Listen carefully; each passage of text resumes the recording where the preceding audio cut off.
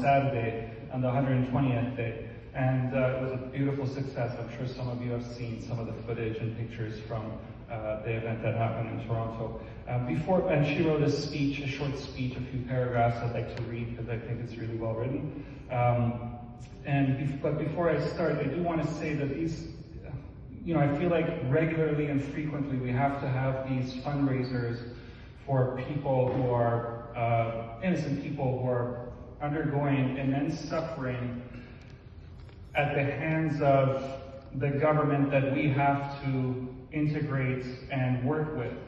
And so I'd like myself, my friend Carola, and a few other friends from an organization we're working with, we're trying to put together something so that we can build something that will proactively in the future prevent these things happening, so that we don't have to react to every massacre, so maybe in the future we can prevent these from happening. In any case, this is by Melody from Toronto, my friend. Today marks the 122nd day since the Zionist entity in the US took the lives of 168 children in a brutal attack on the Shajareh Taibi Elementary School in the southern Iranian city of Mina. 122 days ago, since children who should be playing and growing old with their families instead became victims of a system that treats entire populations as collateral damage. One of the worst crimes of Western Empire is not only the systemic and deliberate taking of life, particularly children, but also the ongoing attempt of erasure, reducing children to statistics. And we all know well that the children of Ninab are not alone in this history. We have witnessed live the genocide in Gaza, the West Bank, and Lebanon, funded by the very same governments who proclaim themselves the beacon of human rights, freedom, and democracy.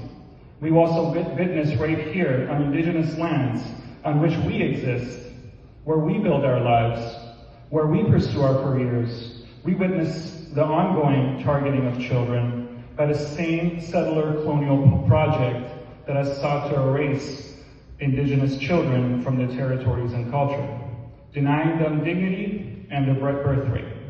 While the places may be different, the stories are all connected. The story of Mina, however, is not just a story of loss. It is also one of resistance.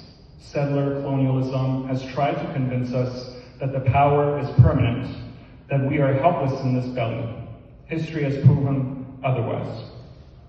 As we continue to witness the people of Palestine, Lebanon, and the indigenous communities here on Turtle Island resist, despite the genocide unleashed upon them, in the same way, we witness the people of Mina continue to resist through their refusal to allow their children to be forgotten, as we will see. This film, Still Mina, in itself an act of resistance. It restores names, faces, and stories to people who might have otherwise been erased. It reminds us that while imperialists possess enormous military power, they have never been able to extinguish the human desire for freedom, dignity, and self-determination.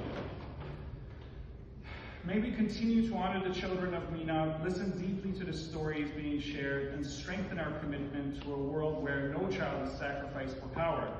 Before we begin today's screening, I would like to acknowledge that the land on which we gather is the unceded traditional territory of many nations. This includes the Musqueam, Tsleil-Waututh, and Squamish.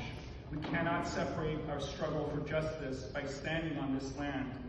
We commit to breaking the silences that shroud state-sanctioned violence, whether on Turtle Island, Palestine, Lebanon, Iran, and all around the world. As we gather here to bear witness to a documentary exploring the systemic violence against the children of Mina, we acknowledge a painful universal truth. The targeting of indigenous children, families, and cultures is a global mechanism of colonial violence, one that deeply mirrors the history of the residential school system right here on this soil.